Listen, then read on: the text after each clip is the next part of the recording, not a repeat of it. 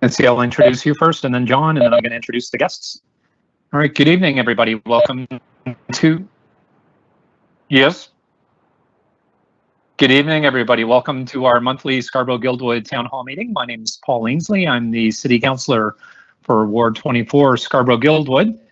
And it's my pleasure to introduce my provincial colleague, MPP Mitzi Hunter. Mitzi? Thank you, Paul, and good evening, everyone. It's wonderful to be here on our virtual town hall to talk about issues that are important to the people of Scarborough Guildwood. I'm really excited about tonight's conversation with the Toronto Region Conservation Authority about our environment, as I know that that is a very important issue for the residents of our community. And our co-host, MP John McKay, also of Scarborough Guildwood. John? Thanks, Paul. Thanks, Mitzi. And it is indeed a pleasure to welcome our friends from the TRCA. This is a very important organization and little-known organization to the lives of the people of Scarborough Guildwood and Scarborough in general. There are really interesting and exciting things going on with the TRCA. And I think you'll enjoy this evening as John and the two Turnbulls tell us about what's going on with the various projects that are happening. So back to you, Paul. A terrific idea. I'm very glad we're doing this.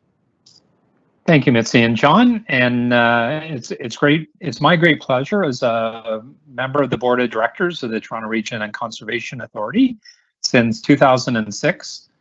I'm very pleased to welcome our guests this evening to speak on a number of significant projects across Scarborough Guildwood. They're going to focus on the Meadowway, the Upper Highland Pan Am Path, the Morningside Park Legacy Project, and the Scarborough Waterfront project. Sorry.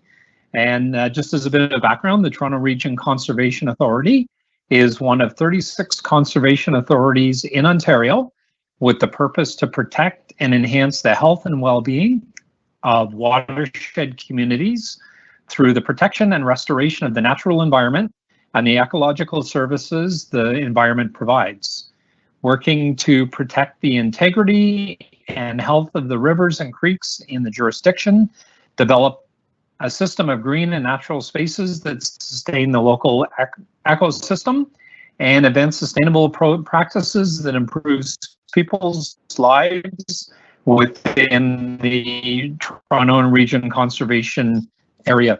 With us this evening, we have John McKenzie, CEO of the Toronto Region Conservation Authority, Katie Turnbull, Senior Project Manager, Ecosystem Management, and Lisa Turnbull, Associate Director, Professional Services, Restoration, and Infrastructure. And before we get into our question and answers, I believe that Lisa and Katie have a presentation they're going to be making. Over to Lisa and Katie. Thank you very much, Councillor. So just bear with me for 1 second. I'm going to pull up my screen.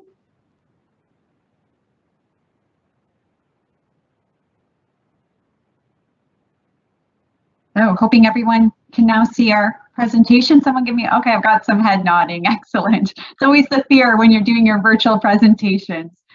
So thanks again for the introduction.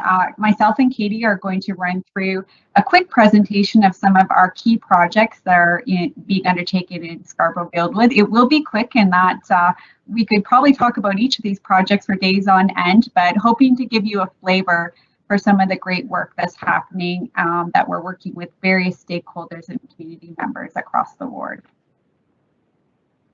So Councillor Ainsley already overviewed some of those key projects we'll talk about. I'm going to jump right into the Meadowway. So I'm sure many of you have heard about this amazing project and the scale of work that's being done all the way across the heart of Scarborough. We've got 200 hectares of a utility corridor that goes all the way from the East Don Ravine to Rouge National Urban Park. So that's 16 kilometers that's being revitalized. And Katie's going to talk a little bit about the biodiversity aspect and the meadow habitat that we're infusing into this corridor. But one of the key elements of the Meadowway project is this multi-use trail connection, which will really connect all the way across Scarborough, connect into communities heading north and south, and just really enhancing the trail network all the way across the east end of the city. And this was really started by a successful pilot project that was undertaken and the Scarborough Central Butterfly Trail. So we started out with about 3.5 kilometers of trail and meadow restoration at Thompson Memorial Park. And with the overwhelming success of that pilot, we were able to work with the Weston Family Foundation and the City of Toronto to expand this concept. So just to touch on some of the trail gaps that we're looking to address, there is already some areas of the corridor that have trail in place, and we have 3 priority areas that we're focusing on to really fill those gaps.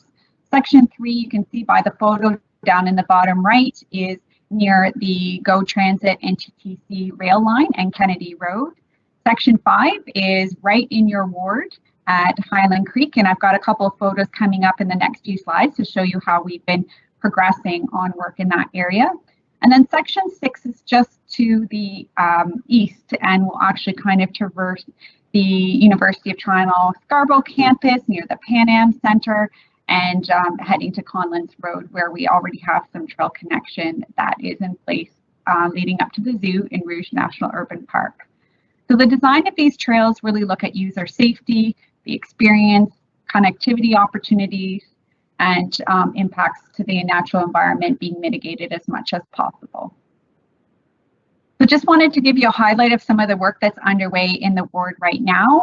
The stretch of trail from Military Trail to Nielsen Road is underway, and you can see a couple of pictures that show the progression of the project. We do have right now our temporary bridge in at Highland Creek. You can see that in the bottom right photo, and all of our preparatory work for the trail is well underway. I am going to highlight the Pan Am Path in a couple slides moving forward, but this trail connection is going to connect all the way south using the Pan Am Path down to the waterfront, so opening up a significant trail network. The expected completion for this piece of trail is the fall of this year. So I'm going to pass off to Katie now, and she's going to talk a little bit about some of the meadow restoration work that is really an integral part of the Meadowway project. So Katie, do you want to take it away? Perfect. Thanks, Lisa. Hi, everyone. So I really want to talk to you about the benefits that you're going to see within the ward that Lisa's just mentioned earlier. We were going from turf grass, which is mowed 5 to 6 times a year, and then we're moving and transitioning into native meadow and habitat. And these are all pictures that previously have been taken just west of Scarborough Golf Club Road as the path transitions that direction over to Thompson Memorial Park. So a lot of the pictures that you're seeing here is just the life and the diversity of species that would be coming in. But some of the benefits that you might see transition in, especially in this ward, would be enhanced to ecological services through increased biodiversity, resulting in ecosystem resilience. So when it comes to climate change, if you're thinking of pests, disease that are coming in and species that are losing their ability to outcompete other species because a pest may come in like emerald ash borer taking out a tree or whatever happens to be, what we want to see with meadows and restoration and keeping a healthy ecosystem is that the species diversity that it's there. So that's where turf grass necessarily really only has Kentucky bluegrass that's in it, and we're converting that and transitioning into a much more resilient ecosystem with a plethora of species. The next one is improve aesthetic value for the public. And this is something that, especially during COVID-19, where the public has come out more and more into our trails and getting a chance to walk. And the amount of comments we've gotten through residents and just through social media, people using the trail systems. And you can see in the one picture just on the second one there, that shows the trail and how close the Meadowway is to them. And just that connection makes you feel better. You see all these flowers, all the blooms. But it's also providing a service for mental health and that piece. So it's a nice tie to that as well. And then we're increasing flora diversity, therefore local genetic diversity is creating a site resilience. So within Toronto, we have a species decline in some of our native local to Toronto species. And so within the meadow, we're using it as a one of our stopping grounds to how we can help to build that resiliency to those species that are starting to decline. Most of our species are coming from southern Ontario as well, and then they're helping to build up that species diversity within the corridor. Improving wildlife habitat and enhance natural corridors and supporting species movement. So this is one, if you think of hydro corridors, they're typically in Toronto east-west, where most of our ravines are north-south. So what it's doing is we're providing connectivity for wildlife and animals to now actually connect through those different ravine systems and go laterally along the corridor and then transition into the ravine systems to get the water or whatever it happens to be. So we're providing that connectivity through our natural systems, whether it's within your ward or elsewhere. And then we're increasing the infiltration and groundwater recharge due to deep root systems in the meadows. So certain meadow species, some of the ones I have behind me, just some of the grasses that are there, big blue stem can have a taproot of about 2 meters. They won't affect any pipelines. They're not like a tree root, and they actually help to absorb a lot of that water. So it really helps to capture a lot of the rain events that you'd see. Flood attenuation is a great one. If you're concerned about flooding downstream, this is another good avenue where we can help support some of that water infiltration on the landscape before it gets to your flood events, because I'm sure flooding has been definitely in the news quite a lot lately. And this can also be a transition for a heat island effect. So meadows help to reduce the amount of heat that's coming in and help to decrease that temperature within in a city. Next slide, Lisa.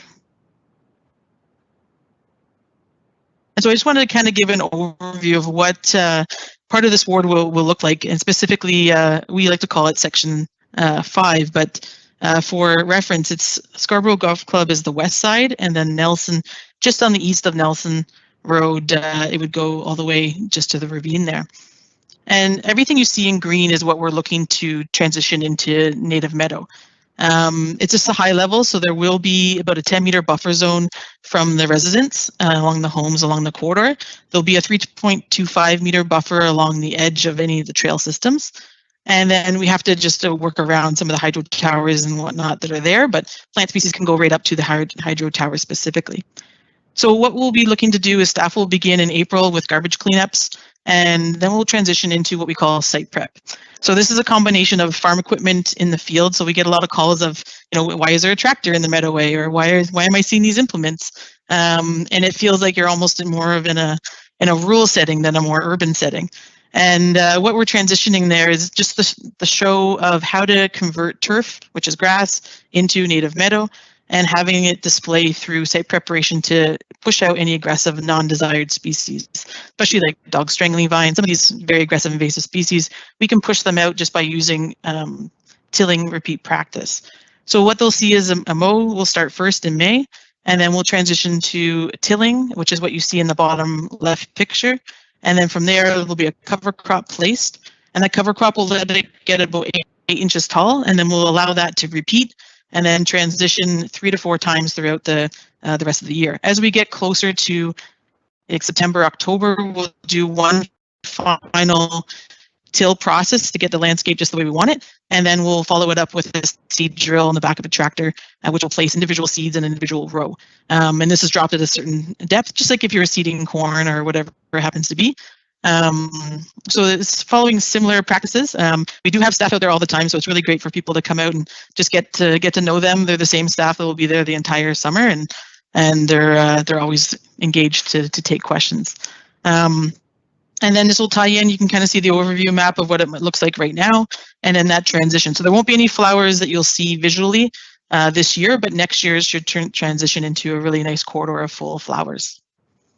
And that's it for that, Lisa. Great, thanks, Katie.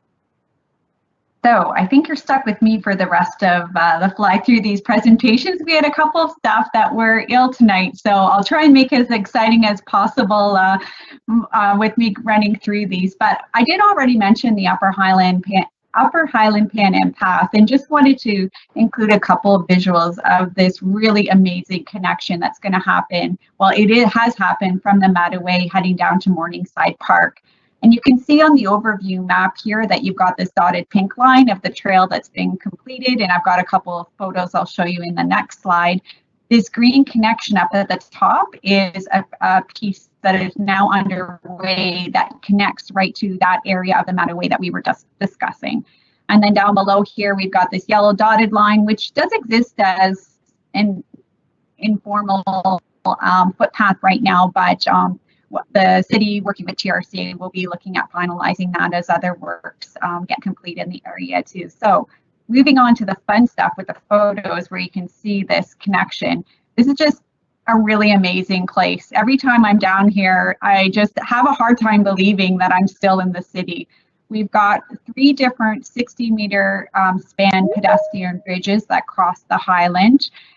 It's so quiet, it's so peaceful when you're down here and in the valley. I think almost every time I've been down here, I've seen 2 or 3 deer along the path, and it's just such a beautiful place to go and really immerse yourself into nature. So this piece is currently complete, and you can see the before photo on the top and the after photo down below.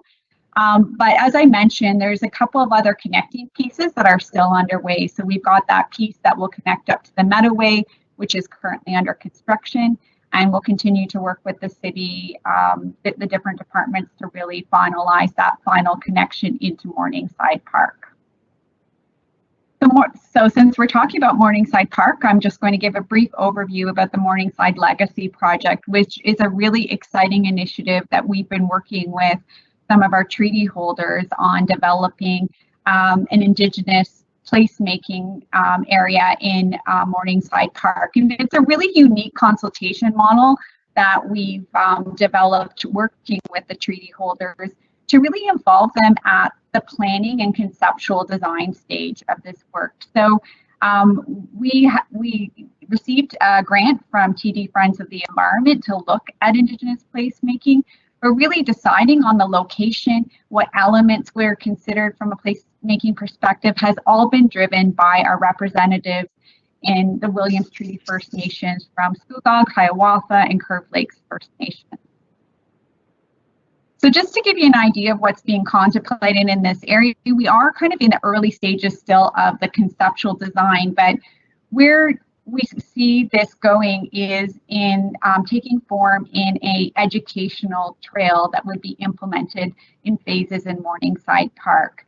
And each of these sections or segments that are being proposed would offer the opportunity for education and also connection to the land and sustainable approaches to land management. So I have included a draft concept, one of the stations that we've been working with the Williams Treaty on to give you an idea of the type of stations that are being contemplated right now, incorporating art and other elements and features for a gathering space. So this still is in the conceptual stage, and we'll continue to work with those partners on advancing it, but a really exciting project with, I think, what has been a very successful engagement model.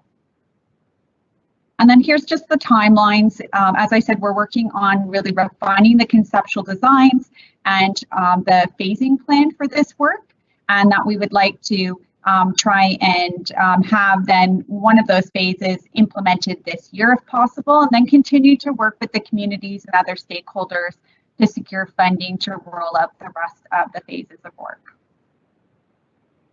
So I believe this is my last one, but Scarborough Waterfront. This is a very big project that I'll only be able to really quickly touch on, but wanted to give everybody some site context with this map to show you the whole Scarborough Waterfront area here and how we've kind of broken it down into 2 different study areas.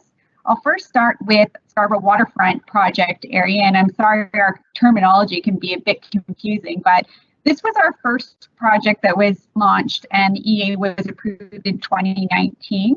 And it's the shoreline from Bluffers Park heading all the way to Highland Creek at Port Union. And because of the large area, we did break that down into 3 different segments of work that I'm going to talk a little bit about where we are in terms of progress of those segments in a few minutes. But we also have a study area from Bluffers Park heading to the west, all the way to R.C. Harris wastewater treatment plant and/or kind of the Ashbridges Bay Beaches area that we have just recently received confirmation of funding from the City of Toronto to advance an environmental assessment to be looking at the shoreline in that area, to be looking at access considerations, shoreline protection, and the enhancement of trust on aquatic systems. So that has really been the goal of examining this entire shoreline, and I'll get into that in a couple slides here. But I think this next slide is just kind of breaking down and focusing in on Scarborough Waterfront a little bit more, this 11 kilometers of shoreline that does have an approved EA in place that we are now looking to advance kind of a sequence detailed design exercise. So we're starting in the west segment right now, and really what has been happening to date is that I will show you a couple of graphics in the next few slides, but we've been looking at advancing the design of a multi-use trail down Brimley Road, which will provide for safe access for visitors to Bluffers Park, and then looking at the design of this west segment shoreline. So that is really what is happening right now. And I've provided a couple of images that were conceptual from our environmental assessment to just show you some of the things that are being considered in the design exercise. So on the top, you've got the west segment, and you can see we've got features like an enhanced expanded headland and some groin features on the beach to really retain the sand and expand the beach to allow for the multi-use trail, which you kind of see shown here in the red and yellow, to be, in a safe area. And down below, this is where we're getting into this particular ward. The central segment is where, similar type of considerations for here, where we're looking at new headlands and public gathering spaces, one on the west end and then one also at Guild Park there at the bottom. And I have another conceptual rendering I can show you in the next slide of this, but also the improved aquatic habitat, terrestrial habitat piece, and also the formalization of the multi-use trail. So you can see in both of these renderings that we are kind of showing the before situation and really what's being aspired to in the after. And probably again of most interest is the bottom one, where we're looking at being in this ward, the Guild access, which I'm sure those of you that have utilized this access road it's very steep, and we will need to be looking at how we can address the steepness from accessibility. And this gathering area at the bottom and this bump out of a headland allows us to be looking at that access piece and also providing a public amenity in that area too. So going to timelines, as mentioned, this is a very big project the work is being staged. And our focus right now is on the design and implementation of the West. We currently don't have funding secured yet to move towards the central segment design and implementation, but right now it is really anticipated that we would possibly start that work probably earlier than the end of 2023 or 2024. So we're still a couple years out before we start looking at the central segment. And then similarly for the east segment, that could still be possibly 7 to 8 years out before we would be looking at the design and implementation of that segment. And I will note that as a condition of the environmental assessment for Scarborough Waterfront, that we do have additional consultation with the stakeholders and community members in the east end that would be undertaken with all of the interest and also the private land ownings in that area. So we've really focused recently our consultation on the west segment. We had an open house for Brimley Road in November, and just for any of you that are interested to see that this segment progress, we're going to be having another open house for the shoreline component sometime in the late spring, early summer of this year. So I believe that's it from me. We do have websites and direct email contacts for the Meadoway Morning Legacy Project and Scarborough Waterfront. So I know it's hard to write down these links, but you can just Google any of these projects and you'll be led to TRCA's landing page for their websites. Lots more information than I've been able to provide you tonight on all of these projects, and updates are constantly posted.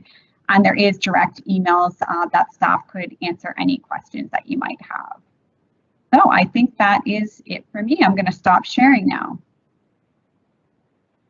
Excellent. Thank you, Katie and Lisa. That's a lot of amazing information. As a board member, I'm always very proud of all the work that TRCA is doing in our community. And I will be posting the slide deck on my website at paulinesley.com for anybody who's also interested in looking at it. We're going to get right into our question and answers. Lots of questions coming in. My first one, will the Meadowway be maintained by the TRCA, including plowing and maintenance of paths, waste, and will lighting be considered along the Meadowway corridor? I can actually take that question, Councillor. So in terms of, we're working really collaboratively with the City of Toronto on the Meadowway project itself, and TRCA is leading the design and implementation of the trail, but once those trails are in place, the city will be maintaining them. So we do expect that the Meadowway, as in other areas of the corridor right now, will be winter maintained. And we're also working on a plan really to kind of lay out where we need, I guess we call it trail furniture, so things like garbage receptacles, resting areas, that sort of thing. And it is a little bit of a strategic exercise, I have to say, because most times we're trying to locate those structures outside the corridor, so in the road right away or on TRCA property or city property that's adjacent, because we're dealing with a lot of restrictions in the hydro corridor with any sort of vertical structures. So I'm prefacing that by, as we talk about lighting, because that is a challenge in the corridor, and it isn't something that we've currently planned for, given the restrictions that are in place with Hydro One. I think there is some opportunity for us in the future to look at some creative new technologies that we maybe could consider for lighting and that are also low impact, because I'm sure Katie will also tell us that there are impacts to our wildlife when we consider lighting in the corridor too, but it isn't something that's part of the design right now. Okay, perfect. Excellent. Mr. McKay, questions for our guests? Thank you, Paul, and thank you to Katie and Lisa and John for their presentation. They also made this presentation to Scarborough Caucus last Friday, and so it's not coming at me with any news, but I have to say my Scarborough Caucus colleagues were quite thrilled with all that's going on. I have three sets of questions, and I'm not going to get to them all. And I thought I'd just get to one that I think is quite critically important. We talk a lot about climate change, and we've signed all kinds of agreements with Kyoto, Paris, etc., Paris, and all the rest of the stuff. How does this fit in with these projects? Fit in with the commitment of the Government of Canada to addressing the issue of climate change, and specifically, are you involved with the application for planting trees? Okay, through Paul, maybe I'll start on this one, and then brighter minds than mine will fill in anything I missed. Lisa and Katie, that's you. So what I would say is that it's front and center, and resiliency and adaptation, in particular with TRCA's business, is a huge part of what we do. Climate change is something that we are, I guess, experts on adaptation, especially with flood events and the frequency. And so we look very closely at, and a lot of our work is framed by the Intergovernmental Panel on Climate Change. And our work really has been to try to make sure that we future-proof and protect our communities from the impacts of climate change, and particularly flooding, where we've seen a lot of infrastructure in the City of Toronto impacted. It's very costly, and our work, a big part of our work is protecting the public assets and health and safety, and so flooding risk is a big issue. And so what we do is we model the events and the severe events and what they will mean to our watershed ecosystems, like places like Highland Creek that are running through your ward. And so we look at what that means for the infrastructure there, and in many cases, especially support from all levels of government, but the city in particular and the federal government of late have helped us with the Disaster Mitigation Adaptation Fund, where it's a program that the city applies for with us. And if we meet all the tests, which include the government's climate tests, then we're successful at getting federal funding. And we have for some of our projects in the ravines. And so some of that is geared towards making sure that we protect those slopes that might fail, for example, by placing armor stones and designing, and I'm simplifying it, but we have to design all of this taking into account a lot of detailed engineering information and flows, et cetera. So we do a lot of work around that to protect assets, and that includes protecting city sewers and bridges and all kinds of roadways across the city of Toronto. Another big part of our work, and it's built to our design of the Scarborough Waterfront project and related to the Rouge National Urban Parks Canada, is making sure that we're dealing with the the high leak levels that have been around what severe weather events when there's wave uprush that damages our trails, like the Waterfront Trail. And so we've been doing a great deal of work to make sure that the trail is protected. You'll see some work, and I know your residents, some of them have received notices. Paul, I know there's some crews mobilizing as we speak on the Scarborough Waterfront Trail, actually just outside of your ward, but over in Jennifer McKelvey's ward next door. On that stretch, getting closer to Port Union, but east of Highland Creek, and there's work underway right now to try to better protect the Waterfront Trail in that area. And we did some work earlier last year and this year over by Rouge Beach as well to do some curbs along that. So that's an example of some of the work that we're trying to do to make sure our infrastructure is more resilient to those more extreme weather events that are coming our way.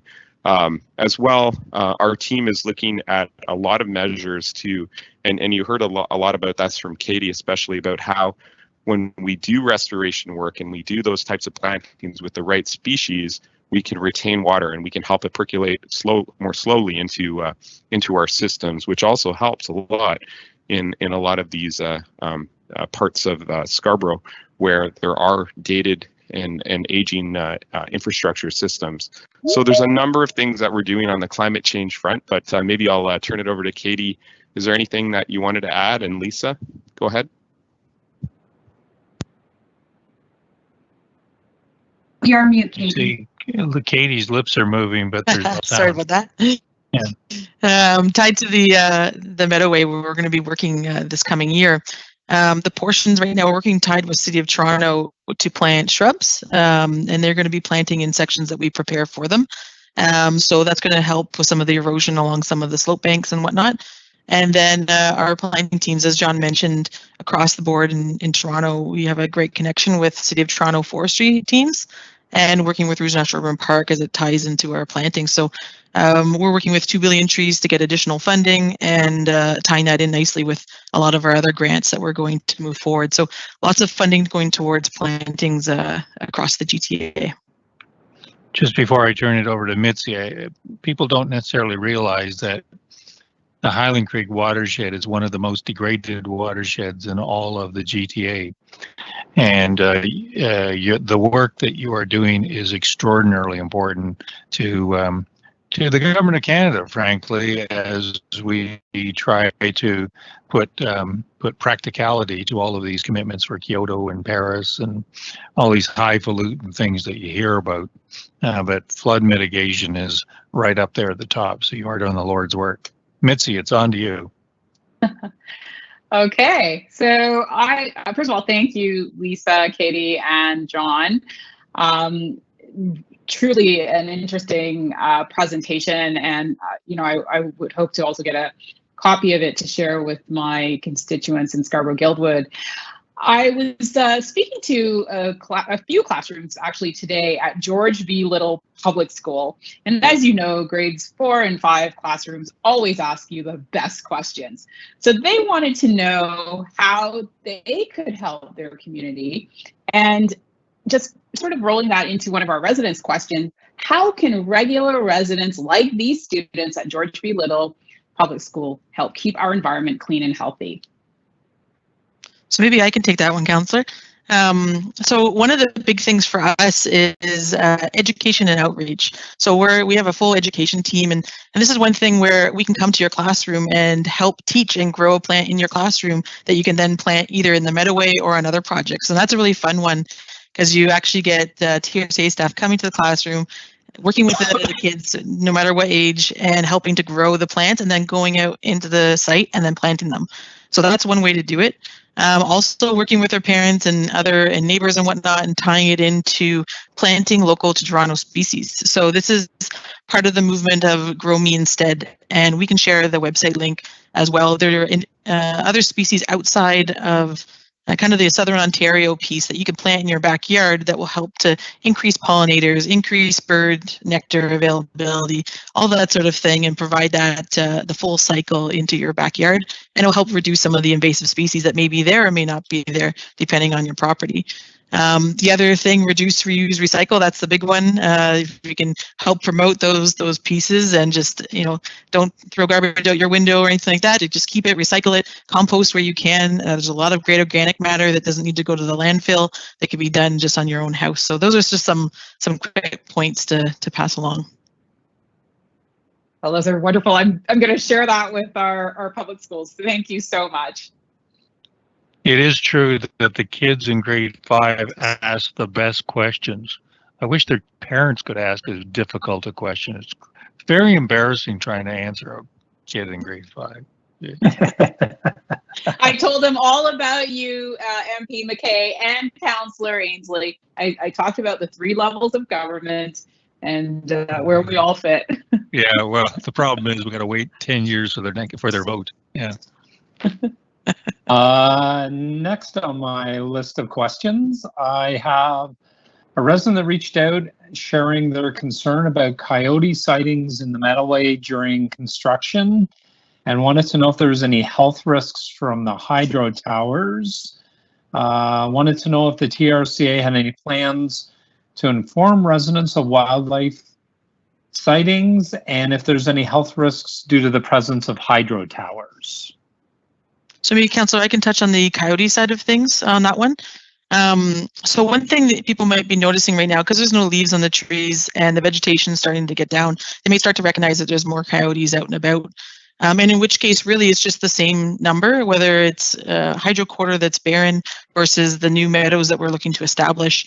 The number hasn't really increased too much. It's just you're noticing more because it's winter and you can see them.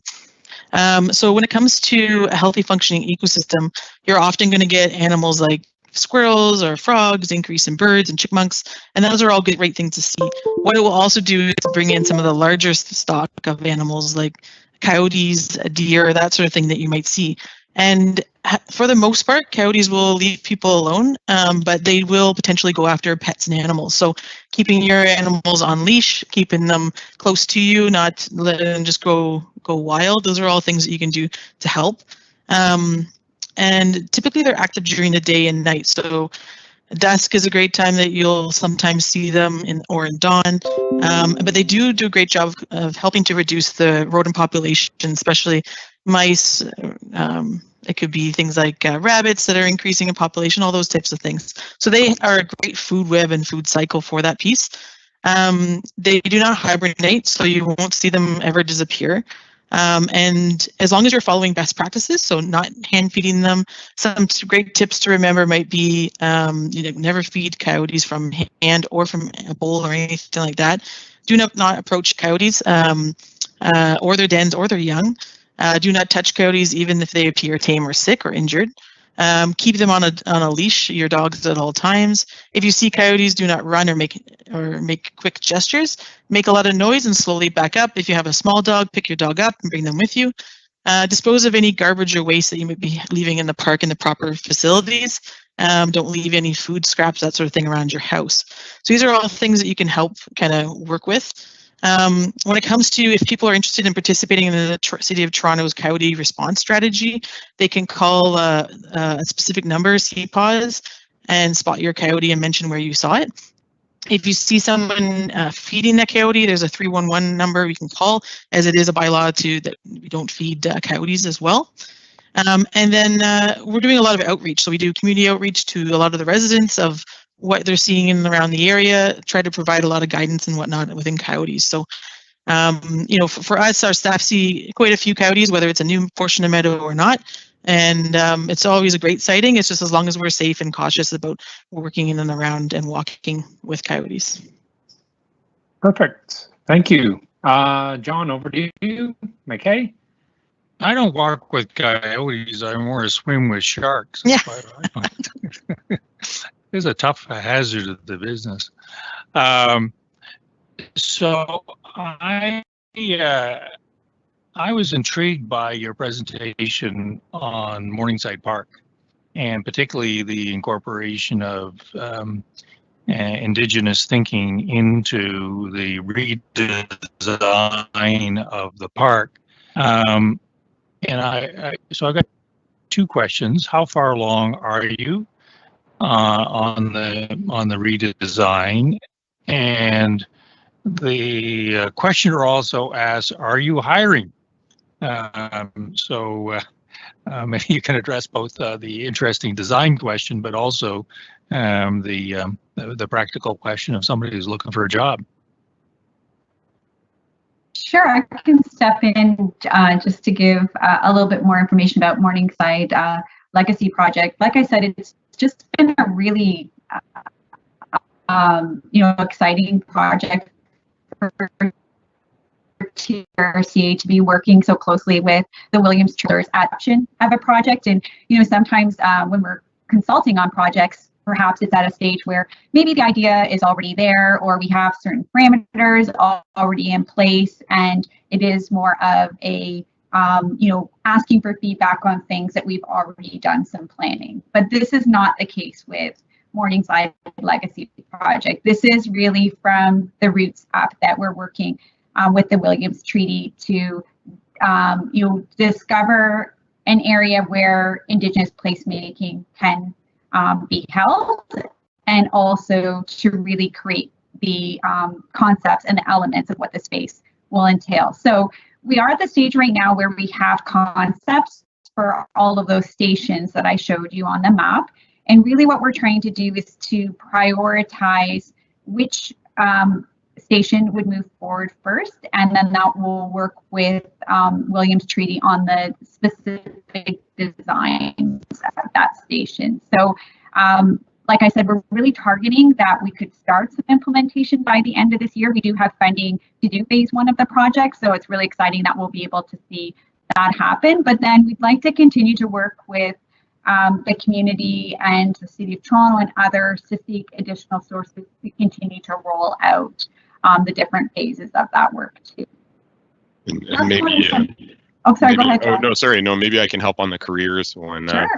Sure. We're very interested in having people look at potential opportunities with us. Yes, we have some full-time positions that are out there and available, but we also have a number of seasonal positions, and I think.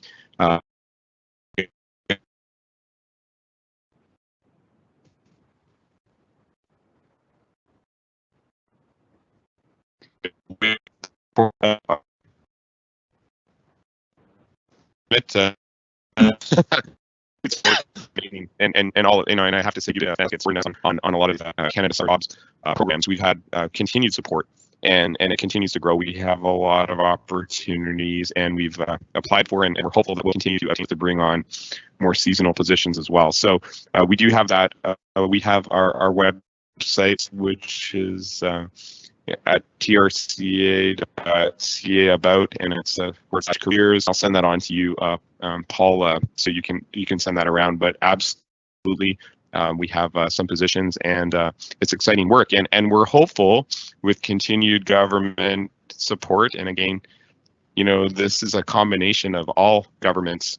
We've been getting some great support on funding from the city, from the senior federal level of government. We get not so much support on the provincial side. We're working on that as much, and I know Mitzi helps us advocating for that support all the time. And thank you again at Standing Committee for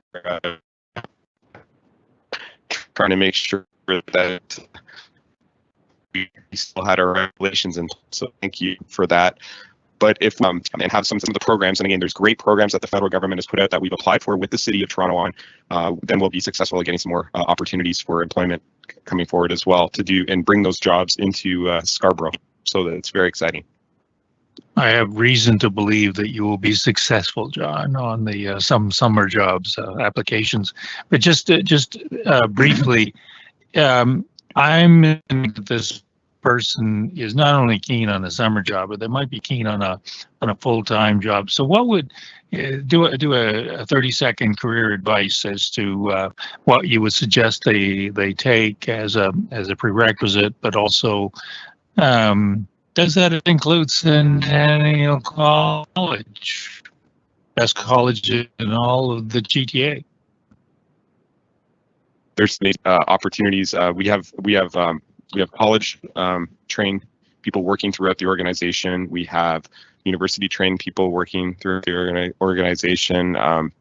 University of Toronto, myself, anyway, person working in the organization, and many other parts. There's so many, I guess, so many different parts, and there's a lot of specialist programs now as well that are taking root. But I don't know, Katie and Lisa, is there anything that you wanted to say on this front? Yeah, go ahead, Lisa. Well, I was just going to say, I think that John mentioned there's so many specialized programs now. I know, I'm aging myself, but when I was in university, it was you took biology or chemistry or the real basics. But, between college and university, there's so many specialized programs that can really set you up for a career with TRCA. And we have really diverse work. My team in professional services, we primarily do project management for large-scale infrastructure projects. We've also got an archaeological department and a survey drafting and design and a soils management team. And then Katie's end is really more like from the restoration perspective and those practitioners that are in the field actually undertaking work like the Meadow Way and other restoration projects. So maybe, Katie, there's some things you can add from that perspective. For sure, yeah, we've had great connections with some of the colleges, especially Scarborough, that's right there, either through presentation or through having them come and join us for some upcoming tours in the Meadow Way. There's two different themes a bit with a lot of the restoration work we do. The practical, which usually we get a lot of Fleming College grads or Humber College for the restoration specific programs that are dedicated to the restoration work that we're already doing. So we do a lot of presentations with them on that. Trent University, Guelph, U of T, York, like there's quite a variety of different fields you could fit into as they all tie in. Right now, as John mentioned on the website, there's a plethora of job postings. We're hiring for everything across the board for seasonal positions right now. A lot of the projects starting in April, going till midsummer, or some of them wrapping right around to the fall. So it's a great time to be just checking out our website and seeing for careers. And then if the people have a passion for restoration work or ecosystem management, whatever happens to be, usually we have a fit. Yeah, for Centennial and University of Toronto, I think we're trying to create even stronger partnerships on the Meadow Way. We already have students at U of T that have actually done plots and bringing that science back into graduate programs, et cetera. So there are some strong connections, and I know, Paul, on the board, that's something that the board has wanted, is to create even stronger connections to our academic institutions across Toronto. So there's work afoot, and we're looking for those opportunities. So we'll keep going on that front, but connecting our our academic community to this practical work, it's just a win-win-win for all of us. So we want to continue doing that. Excellent. Perfect. Excellent. Mitzi, over to you. Thanks, Paul.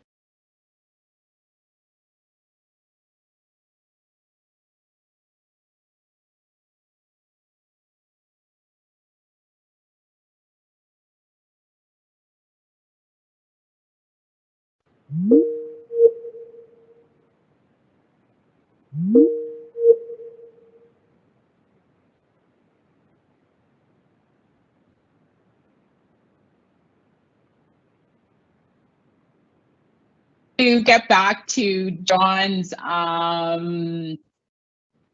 really opening up a conversation around where does or who does the TRCA take its orders from, and how does the government help with the work of TRCA? So who directs priorities is really what I'm asking. So thank you so much for the question, Mitzi, and for the friendly questions at Standing Committee too. I appreciated that when I'm up there, giving evidence. You always ask some nice questions to me. Thank you. Really, I think we are an independent, not-for-profit organization, but we've been established by provincial statute as under the Conservation Authorities Act. So we have a board of directors, 28 members of the board of directors, so 14 from the City of Toronto and 14 from the balance, 905, and 7 councillors from the City of Toronto and 7 citizen appointees from the City of Toronto. That's the makeup. And so what we have is this board of directors that provides us. There are, and there have been as of late, a situation where we have had to take an order from the Minister of Natural Resources and Forestry, Northern Development and Mines, I think is the right name for it now, but it may be changing. But that we were ordered to do something once that we didn't want to do as late, but typically this board of directors, in terms of working all levels of government, we work very closely, especially because of the great programs that we can apply for that the federal level of government has out right now. The Disaster Mitigation Adaptation Fund in particular is one that we've been very successful at applying for to try to get funding to address some of these big infrastructure challenges in flood vulnerable parts of our municipalities across the GTA. So we've been applying for your government support and we've been successful, and these are large-scale multi-million-dollar projects that we've been able to tackle now with federal support. So that's really important. The provincial government, while there is a bit of funding, a very limited amount of funding for some erosion work, it's mostly a regulatory role where the province sets out the legislation and sets out the rules for how we operate. So that's a big part of that work. And of course, the City of Toronto is our major funder at the City of Toronto. So we do work very closely with all municipalities in our jurisdiction through arrangements, memorandums of understanding and agreements, but that's our main governance is the board of directors, and we do again work with all levels of government to try to make sure that we are advancing our shared objectives related to our mandate of protecting our communities and protecting the natural environment. So we do work closely with all levels of government. I just want to say, I really appreciate the role that you have and how you stand up for the watershed and the environmental protection in our region. This is about water protection. This is about all of our natural environments, and you're doing an excellent job. I couldn't tell you how thrilled I was to go see salmon coming to spawn in Highland Creek. Like, it was just, when I saw it for the first time, just a really amazing thing in an urban setting like ours. So thank you. Excellent. Thank you, Mitzi. That brings us to the end of our question and answer period. Any questions that I can, I'll have answered on my website and put up. And I know Mitzi and John will as well. Concluding remarks, Lisa, Katie, or Mr. McKenzie, I don't know, any concluding remarks on behalf of the TRCA? Scarborough's awesome. I love it, Scarborough, and I love that we have you as our elected officials out there supporting us. You've been so supportive of our work, and on behalf of all of our senior leadership team, you're always there when we ask, and you help us navigate. John, you've helped me navigate through Ottawa, and Mitzi, you're always asking the right questions at standing committees, and I just really appreciate all your support on our effort. that's my closing comment. Thank you very much for all your efforts and support, our shared efforts. Thank you, John. And my esteemed colleagues, I'm going to do the remarks and let Mitzi, if you'd like to do your closing remarks first. Sure. I thought this was a really super interesting discussion that we had tonight. So thank you, Katie, Lisa, and John for your passion and your dedication to the environment. And I always say that Scarborough, Guildwood, and really Scarborough and beyond, we are nested in a park. We get to live in a park, right on the shores of Lake Ontario. And it is up to all of us to protect this environment and to keep it for forever, really. So I just want to say thank you so much for your work tonight and all that you do. And I just hope that everyone continues to stay well. Remember, we still have an ongoing pandemic, and do all that you can to protect yourself and your loved ones and those around you. So until next time, we see you again. Thank you, Mitzi. John McKay. Thanks, Paul. Lisa and Katie, I want to thank you for your presentation and particularly appreciate your indulgence in bringing John along, your boss. I didn't think I thought he did pretty well, actually, all things considered. So your training must be really working well. What struck me as I listened to all three of you was we don't really necessarily appreciate how good we have it in Scarborough, particularly how good we have it in Scarborough Guildwood. And your projects and your efforts to enhance our community are very, very much appreciated. Maybe because we take for granted that we have a Morningside Park. We take for granted that we have a Meadowway. We take for granted that we have a Rouge Park. We take for granted we have a fabulous waterfront with the Scarborough Bluffs. And sometimes we become a little blasé. And your work brings us back to really and the beauty of our own community. So thank you for doing it. And let me just end by saying that we don't appreciate what we have, and I imagine the people in the Ukraine are really wondering, what's happened to what they have. And here we are in Scarborough, in Toronto, and in Canada, and in a relatively safe situation. And it's pretty hard for us to imagine having what we have taken away from us, and that's what's happening in Ukraine. So for those of you who are people of faith, we pray for people who have a practical gift of giving. There's great need, and let's be concerned for the people of the Ukraine, but also the people of the world as we face this horrendous evil that's facing the people of Ukraine. Thank you, John. I just simply want to thank everybody for all of their hard work and dedication. Lisa and Katie, in particular. As I said, I've been sitting on the board of the Toronto Region Conservation Authority since 2006, and we spend a lot of board meetings discussing work, and we get overviews of the work that's going to be done. But it's really something else to be out there, to be walking through Morningside Park or along the Meadowway, the Scarborough Waterfront, seeing your work come to fruition. And the Highland Creek is much cleaner.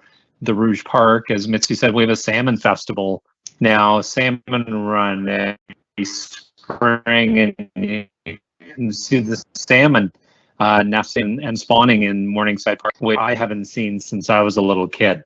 And I'm not going to say how old I was, but we certainly didn't see the salmon. We certainly don't see the salmon in Morningside Park back then like we do now, and it really speaks to your dedication and vision for your work with the Conservation Authority. John McKenzie, thank you for all of your leadership, direction. Once again, you know, not only in our area, Scarborough, Guildwood, but right across the GTA from, I think it's Oshawa to Mississauga up to Lake Simcoe. The Toronto Region Conservation Authority looks after a huge area, and I know Scarborough is the best. and I know sitting on the board of directors, it's in very good hands. And I just want to thank everybody for all of your hard work and dedication and joining us this evening. Thank you so much, everybody, and stay safe and stay well. Thanks, Yeah. Paul. Thank you so Thanks much. for hosting, and Thanks, thanks, everybody.